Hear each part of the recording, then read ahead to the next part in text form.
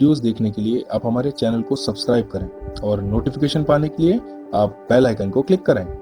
नमस्कार सभी श्रोताओं को। चलिए अपनी कथा की शुरुआत करते हैं। हनुमान जी भगवान शिव के अवतार हैं, यह बात तो सभी जानते हैं, लेकिन हनुमान जी और भगवान शिव के बीच में युद्ध हुआ था, यह बात काफी कम लोग जानते हैं। इससे संबंधित कथा का वर्णन हमारे पुराणों में मिलता है।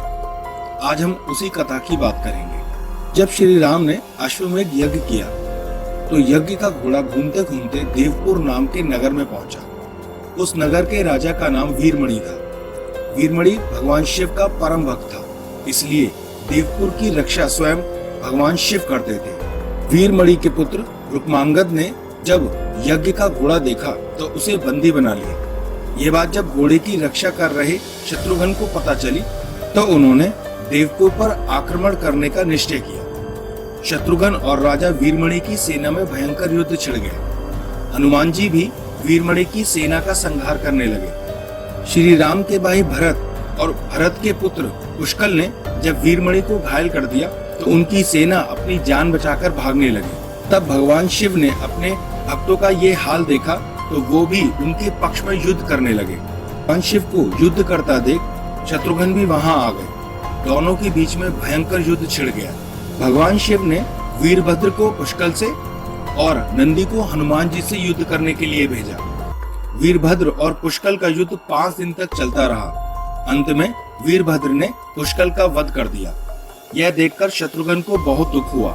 शत्रुघ्न और क्रोधित होकर शिव जी से युद्ध करने लगे।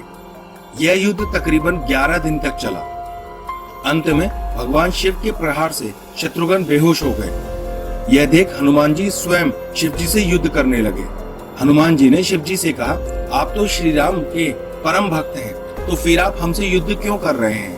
शिव जी ने कहा, मैंने राजा वीरमणि को उसके राज्य की रक्षा का वचन दिया है, इसलिए मैं युद्ध करने के लिए बाध्य हूँ। इसके बाद हनुमान जी और शिव जी के बीच भयंकर युद्ध होने लगा।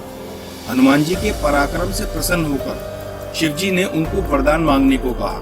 तब हनुमान जी ने कहा कि इस युद्ध में भरत के पुत्र पुष्कल मारे गए हैं और शत्रुघ्न भी बेहोश है। मैं द्रोणगिरी पर्वत पर संजीवनी औषधि लेने जा रहा हूँ, तब तक आप इनके शरीर की रक्षा कीजिए। शिव जी ने उन्हें ये वरदान दे दिया। इधर हनुमान जी तुरंत द्रोणगिरी पर्वत आए और संजीवनी औषधि लेकर पुनः युद्ध भूमि में आ गए। उस औषधि से हनुमान जी ने पुष्कल को पुनः जीवित किया और शत्रुघ्न को भी स्वस्थ कर दिया। शत्रुघ्न और शिव जी में फिर से युद्ध चालू हो गया। जब शत्रुघ्न किसी भी तरह से शिव जी से नहीं जीत पाए तो हनुमान जी ने उसे श्री राम को याद करने को कहा। शत्रुघ्न ने ऐसा ही किया। श्री राम तुरंत युद्ध भूमि में प्रकट हो गए। श्री राम को आया देख भगवान शिव भी उनकी शरण में चले गए और वीरमणि आदि योद्धाओं से भी ऐसा ही करने को कहा। तब वीरमणि ने यज्ञ का घोड़ा श्री राम जी को लौटा दिया, अपना राज्य भी उन्हें ही सौंप दिया। इस तरह से ये युद्ध समाप्त हुआ।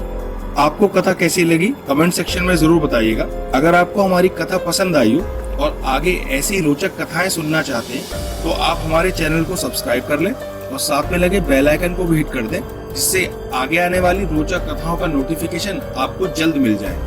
मिलते हैं अगले वीडियो में, तब तक के लिए जय हिंद।